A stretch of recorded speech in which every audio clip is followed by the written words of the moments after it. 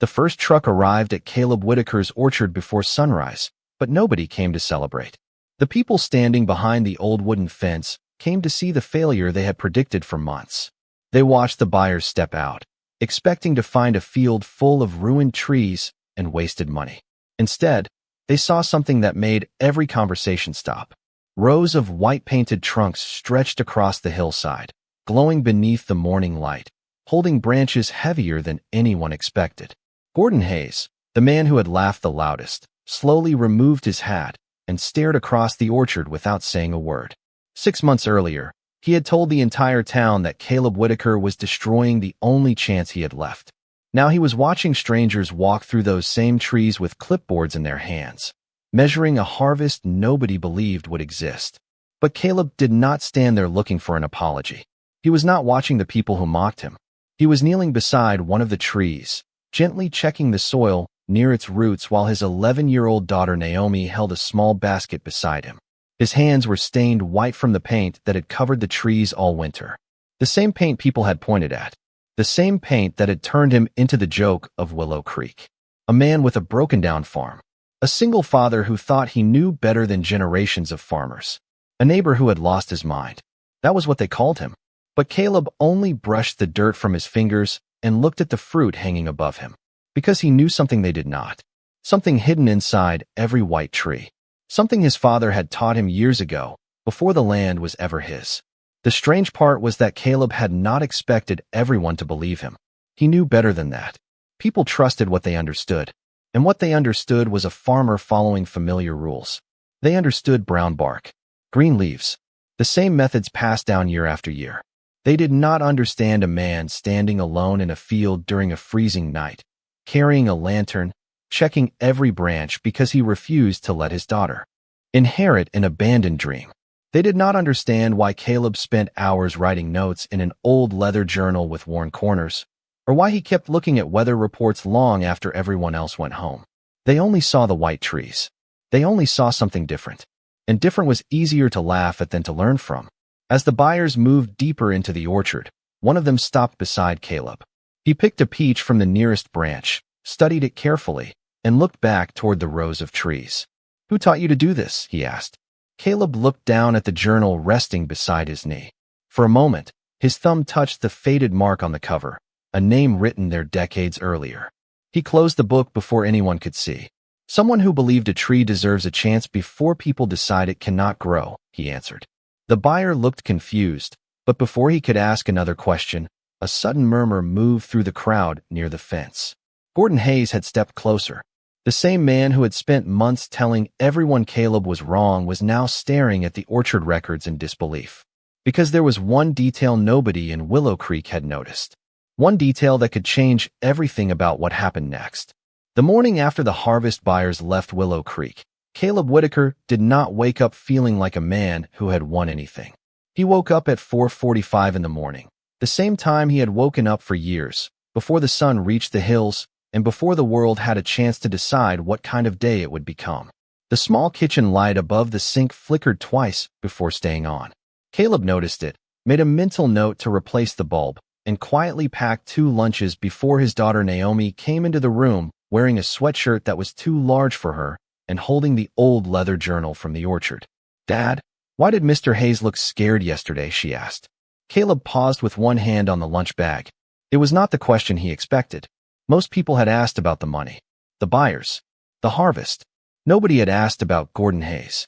"Sometimes people are not scared of losing," Caleb said. "Sometimes they are scared of realizing they were wrong." Naomi looked down at the journal in her hands. She had seen him protect that book for years, but she had never understood why. The cover was cracked. The edges were worn. The pages inside were filled with numbers, weather notes, sketches of branches, and handwriting that was not Caleb's. "Was this Grandpa's?" she asked. Caleb reached for the journal, but stopped before taking it. He let her keep holding it. "Yes." That answer created another question.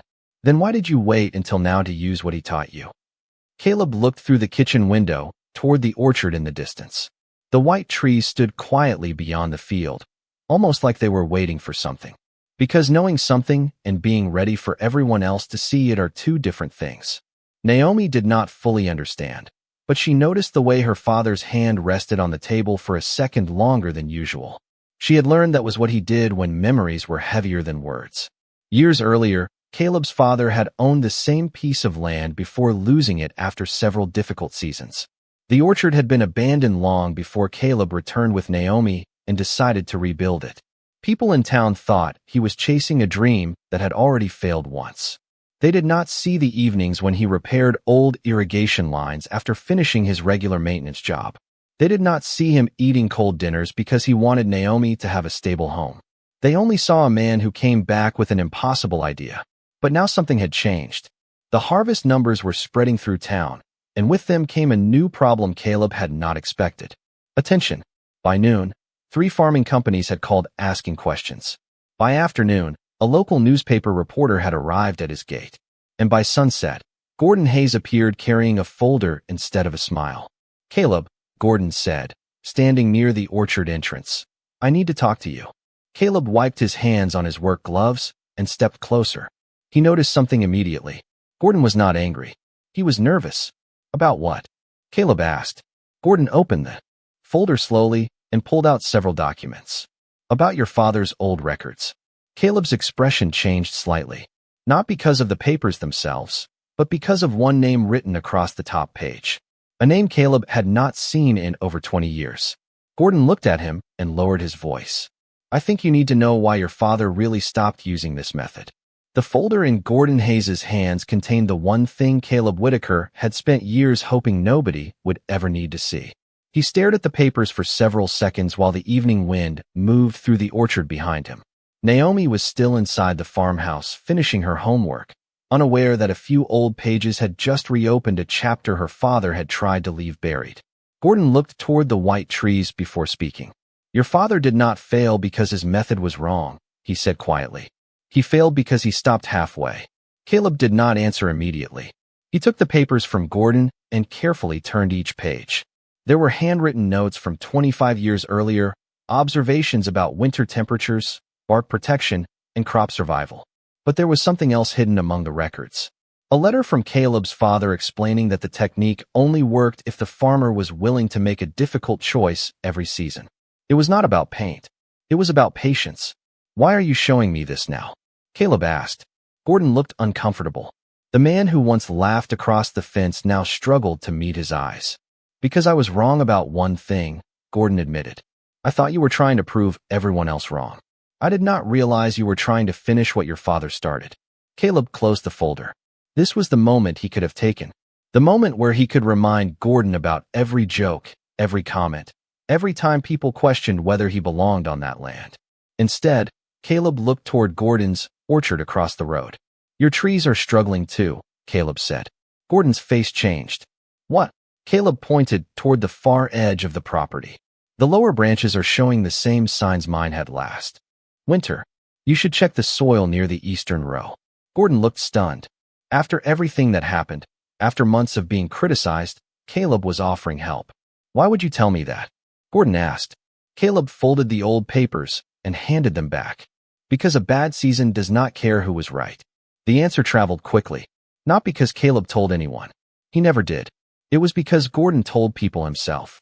By the next morning, several farmers had gathered near the orchard entrance, watching Caleb walk between rows with a small notebook and a simple measuring tool.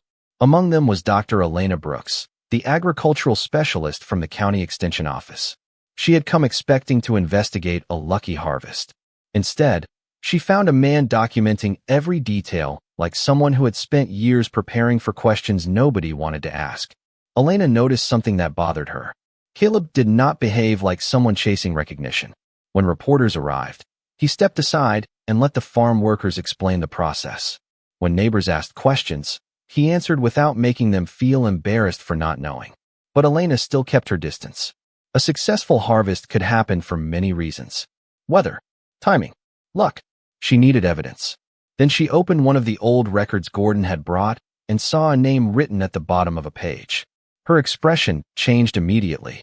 "Where did you get this?" Elena asked. Caleb looked at the paper in her hand. "It belonged to my father." Elena looked again at the signature. She had seen that name before. Not in a farming book. Not in local records. Somewhere else. Somewhere that made her suddenly understand why Caleb's orchard was not just about trees. "Caleb," she said slowly, "your father never told anyone about this research, did he?" Before he could answer, her phone began ringing. The name on the screen made her stop breathing for a moment. It was someone who should not have known about the white trees at all. The phone call ended before Caleb Whitaker could hear the answer to the question he was about to ask. Elena Brooks looked at the screen for several seconds, then placed the phone back into her coat pocket without explaining. That alone told Caleb something was wrong. Elena had spent the morning questioning his methods, measuring his trees, and searching for a reason to doubt the impossible results. Now she looked less like a scientist looking for flaws and more like someone who had discovered a problem she did not want to be responsible for. "Who was that?" Caleb asked. Elena looked across the orchard toward the white-painted trunks standing quietly in the afternoon sun. "Someone from the Agricultural Review Board," she said. "They heard about your harvest." Caleb nodded slowly. He had expected attention. He had not expected this kind. "Is that bad?" Naomi asked from behind them. Neither adult had noticed her walking closer with her backpack still on her shoulder. Elena immediately softened her expression. "Not necessarily," she said. But the pause before those words made Naomi look at her father. Caleb noticed. He always noticed. Before he could respond, another vehicle turned onto the dirt road leading to the farm. This one was not a reporter's car. It was a government inspection vehicle. Two officials stepped out carrying folders and cameras, explaining that they needed to review Caleb's growing records because several farmers had raised concerns about the unusual results. The words sounded professional, but everyone nearby understood what they meant. Questions, doubts, suspicion. Within an hour, the same neighbors who had once laughed at Caleb were now standing behind fences wondering if the success had been real. A rumor spread faster than any harvest report. Some people said Caleb had discovered something valuable. Others said he had hidden information from the community. Caleb listened while checking irrigation lines near the orchard. Naomi watched him carefully. "Are you upset?" she asked. Caleb tightened a loose connection on the pipe and wiped the dirt from his hands. "Being misunderstood is uncomfortable," he said. "But it is not the same as being wrong." That answer stayed with her. But it did not solve the problem in front of him. The inspectors requested every record connected to the orchard, every weather report, every planting note, every piece of research. And there was one thing Caleb had not shown anyone: the original notebook from his father. The same notebook that contained years of observations and personal notes. The same notebook that explained why the trees survived when others did not. Elena noticed Caleb hesitate when the inspectors asked about it. "You have something they need to see," she said quietly. Caleb looked toward the farmhouse window where Naomi's backpack sat on the kitchen chair. "It is not about whether they need to see it," he replied. "It is about what happens after they do." Elena studied him. For the first time, she understood that Caleb was not protecting a secret because he wanted power. He was protecting something because it carried a responsibility. But before Caleb could make his decision, one of the inspectors returned from reviewing the records with a serious expression. "Mr. Whitaker," the man said, "there is a problem with your land history." The entire orchard became silent. "According to these documents, your father did not abandon this research." He looked down at the papers. Someone made sure nobody ever found it. Caleb froze, because hidden inside the folder was a document with a signature he recognized immediately. A signature belonging to someone who had been part of his father's past. Someone who knew the truth about the white trees long before Caleb ever planted them. The document on the inspector's desk was older than anyone expected. The paper had yellowed edges, faded ink, and a signature at the bottom that made Caleb Whitaker stop reaching for it. He had spent years believing his father's work disappeared because life became too difficult.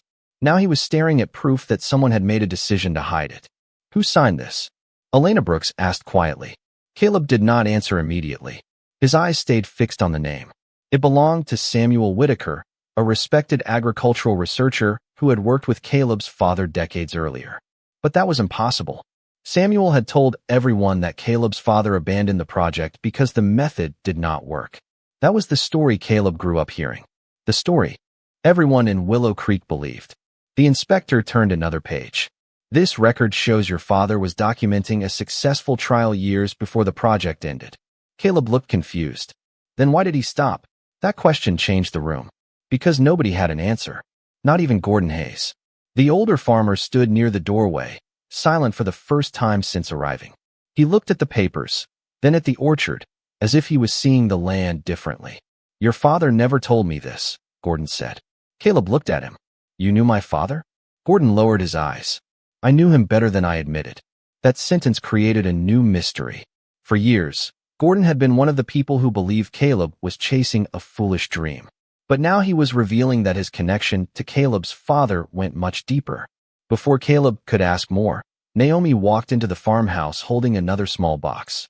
She had found it while looking for a place to put the old journal. "Dad, I think this belongs with the other things." Inside the box were photographs, handwritten notes, and a small envelope sealed with his father's handwriting on the front. Caleb recognized it immediately. His father had written his name on it. Not years ago. Recently. The date was from just 3 weeks before he passed away. Caleb's fingers stopped on the envelope. Why would his father write something for him and never give it to him? Elena watched his expression carefully. She had spent years studying farms, but she was beginning to understand that this was not only about agriculture anymore. It was about a family promise that had been interrupted. Caleb opened the envelope halfway, but then stopped. Everyone around him wanted answers. The inspectors wanted proof. The farmers wanted an explanation. The town wanted to know whether they had been wrong. But Caleb folded the letter and placed it back inside the box. "Not yet," he said. Gordon looked surprised. "After everything that happened, you are still waiting?" Caleb looked toward Naomi. "Some things should be understood before they are announced." That choice confused everyone watching. Why would a man protect information that could clear his name? Why would he delay the moment he had been waiting for? Then Elena received another message on her phone. She read it once. Then again.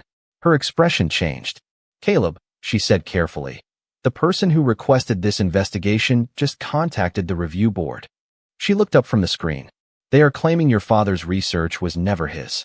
The room went completely quiet. Because if that accusation was true, Caleb was not just defending a harvest. He was defending the legacy his family built before he was ever old enough to understand what it meant. The accusation that Caleb Whitaker's father had stolen someone else's research spread through Willow Creek before the sun reached the middle of the sky. For the first time in months, people were not laughing at the white-painted orchard. They were questioning whether they had ever understood the story at all. Caleb stood inside the county review office with the old journal on the table in front of him. He did not argue. He did not raise his voice. He simply opened the pages one by one and placed them beside the official records. The room became quiet as the dates began matching. The weather reports, the soil measurements, the handwritten observations, the small details nobody had noticed before suddenly connected. Elena Brooks leaned closer to the documents. She had expected to find a clever farmer protecting a lucky idea. Instead, she found years of careful work hidden in plain sight. "You recorded every single change," she said. Caleb nodded. "My father believed the land always tells the truth. You just have to pay attention long enough to hear it." That sentence changed the way people looked at him. But the biggest surprise came from Gordon Hayes. The man who had spent months doubting Caleb stepped forward and placed his own folder on the table. Inside were copies of old letters between Gordon and Samuel Whitaker. The room shifted immediately. Gordon had not been hiding because he wanted Caleb to fail. He had been hiding because he carried a regret he never knew how to fix. Decades earlier, Samuel had discovered that the orchard method worked, but a larger agricultural company had pressured him to abandon the research. Gordon had been one of the people who stayed silent when Samuel needed support. "I thought I was protecting my own farm," Gordon said. "I did not realize I was helping bury someone else's work." Caleb looked at him for a long moment. The easy choice would have been to accept the apology and remind everyone who was right. Instead, he asked Gordon a different question. "Do you still have the original planting maps?" Gordon looked surprised. "Why?" Caleb turned toward the window where the orchard could be seen in the distance. "Because if my father's work can help this community, then it should not belong to one person." That answer reached people differently. The farmers who once avoided him began asking questions. The neighbors who joked about the trees began taking notes. But just as the room started to understand Caleb's character, another problem appeared. The review board confirmed the harvest results, but they could not approve the official recognition without one final piece of evidence: the original research transfer record. Without it, Someone could still claim Caleb's father's work was copied from another source. Elena searched through the files again. Gordon checked every document he owned. Caleb returned home and opened the old box from his father. Hidden beneath the photographs was a small wooden envelope holder he had never seen before. Inside was a single key and a handwritten message. Naomi watched as her father read the note. "What does it say?" she asked. Caleb turned the paper over slowly. His expression changed, not with fear, but with realization. The message contained only one sentence. "If they ever come looking for the truth, the proof is not where you think it is." Caleb looked at the key in his hand. Then he looked toward the abandoned storage building at the far end of the property, a place nobody had entered in years, a place his father had locked before he died. And now Caleb had to decide whether opening that door would finally reveal everything or uncover a truth that could change his family's story forever. The old storage building had been locked for 11 years, but the key in Caleb Whitaker's hand fit the rusted lock as if it had been waiting for him all along. Gordon Hayes stood beside him without speaking. For once, the man who always had an opinion about farming had no advice to give. He understood that whatever was behind that door belonged to Caleb and his family. When the door opened, dust moved through the narrow beam of sunlight entering the room. Inside were old farming tools, broken equipment, and shelves covered with forgotten boxes. It looked like a place where memories had been stored away, not a place where someone would hide proof. Naomi held her father's hand as they stepped inside. "What are we looking for?" she whispered. Caleb looked around the room. Something my father believed mattered. For nearly an hour, they searched through everything. Old receipts, weather records, seed samples, handwritten notes. Then Gordon noticed something behind a wooden shelf that had been moved away from the wall. A small metal container sat hidden underneath. Inside was not a business contract or a research paper. It was a collection of letters. The first one was from Samuel Whitaker. The second was from a company executive who had once funded agricultural experiments in the region. The letters revealed what happened years earlier. Samuel had not abandoned his research. He had discovered that his method could help smaller farms survive difficult seasons. But the company wanted exclusive ownership. They wanted the information controlled, not shared. Samuel refused. He walked away rather than let his work become something only wealthy farmers could afford. Caleb read the final letter slowly. His father had written that success was not measured by how many people depended on you, but by how many people you were willing to help.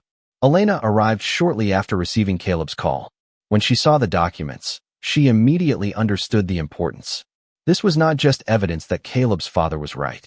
It was evidence that someone had intentionally changed the story. But there was still one problem. The company mentioned in the letters was still operating, and they had already submitted a formal complaint claiming Caleb's harvest was based on stolen information. The review board could not simply declare victory. They needed a complete record. They needed proof that Samuel's research came from his own work. Elena spent the night organizing the documents while Caleb returned to the orchard. There, he found something unexpected. Several neighbors were already there. Not laughing, not judging, helping. The same people who once stood behind fences now carried boxes and checked trees. One older farmer approached Caleb and quietly admitted that he had repeated rumors without knowing the truth. Caleb listened and accepted the apology, but he did not let the moment become about him. He pointed toward the damaged rows of nearby farms and offered his advice. That was when everyone saw the difference between proving someone wrong and proving something right. But the next morning brought a new challenge. The review board released a statement saying they had confirmed the quality of Caleb's harvest, but they had received new information from the original company. They claimed Samuel Whitaker had signed away the rights to the research before his death. If that document existed, everything could change. Caleb stood outside the farmhouse holding his father's journal, staring at the final unanswered question. Did his father leave behind a legacy that needed to be protected, or a promise that needed to be fulfilled? Then Elena arrived with a sealed envelope she had found hidden inside the metal container. She looked at Caleb with uncertainty.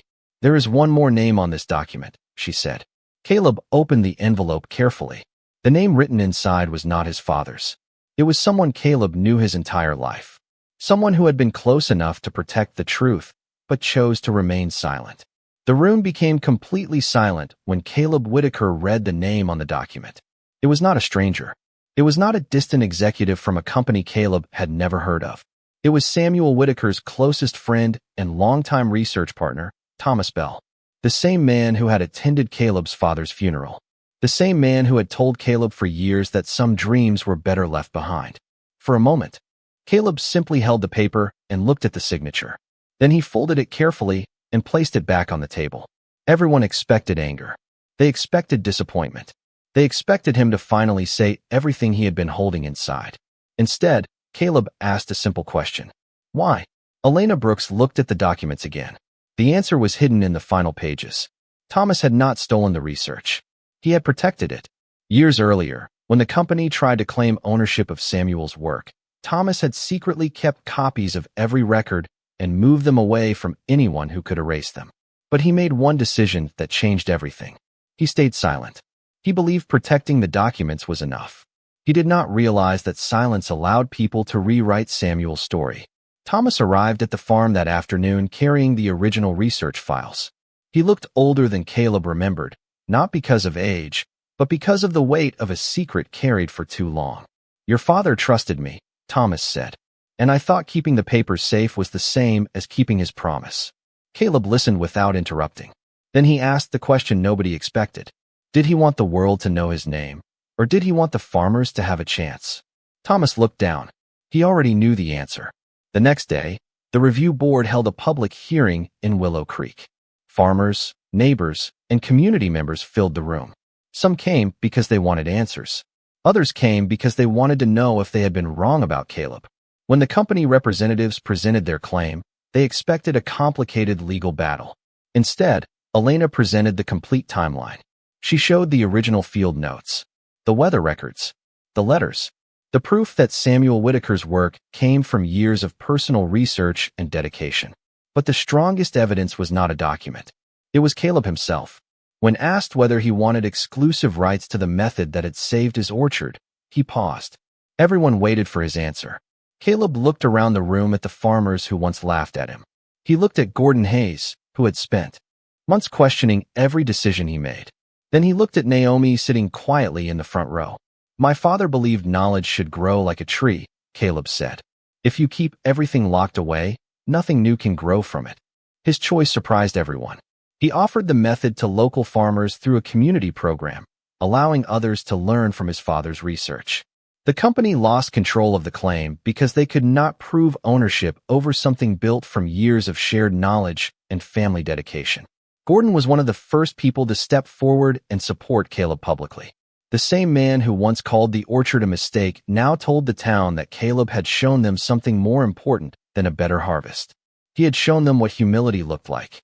Months later, the white trees stood through another season. They were no longer a symbol of something strange. They became a reminder of patience, courage, and the quiet choices people make when nobody believes them. But one evening, as Caleb and Naomi walked through the orchard, Naomi noticed something attached to one of the oldest trees. A small wooden marker that had not been there before. Caleb touched it gently and read the words carved into the surface. His father had left one final message hidden on the land. And this time, it was not about the past. It was about what Caleb was supposed to do next. The small wooden marker beside the oldest tree remained exactly where Caleb Whitaker had found it, untouched by rain, wind, or the passing seasons. For several days, he walked past it without moving it, almost afraid that changing anything would somehow disturb the last message his father had left behind. But one quiet morning, with Naomi walking beside him through the orchard, Caleb finally reached down and turned the marker over. On the back was another sentence written in Samuel Whitaker's handwriting. "The best harvest is not what grows from the ground. It is what grows in the people who care for it." Naomi read the words slowly and smiled. "Grandpa knew you would find this someday, didn't he?" Caleb looked across the rows of trees that had once been empty and forgotten. "I think he hoped I would understand it someday."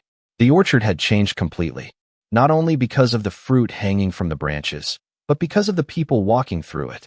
Farmers who once stood behind fences now came through the gates carrying questions instead of criticism. Children from Willow Creek visited during weekends to learn how trees were cared for. Gordon Hayes, who had once laughed at Caleb's unusual choices, became one of the first volunteers in the community program Caleb created. But the biggest change was not outside the orchard. It was inside Caleb himself. For years, he believed he had to carry every burden alone. After losing his wife, rebuilding the farm, and raising Naomi, he had convinced himself that needing help was a weakness. He learned differently when he saw neighbors showing up before sunrise to repair fences, check irrigation systems, and share knowledge without expecting anything in return. One afternoon, Gordon found Caleb sitting beneath the oldest tree with his father's journal open beside him. "You know," Gordon said, "I spent years thinking being right was the most important thing." Caleb closed the journal gently. "And now," Gordon looked toward the orchard, "now I think being willing to learn matters more." Caleb smiled, not because Gordon finally admitted he was wrong, but because the man standing beside him was no longer the same person who had judged him. The town had changed because people chose to change.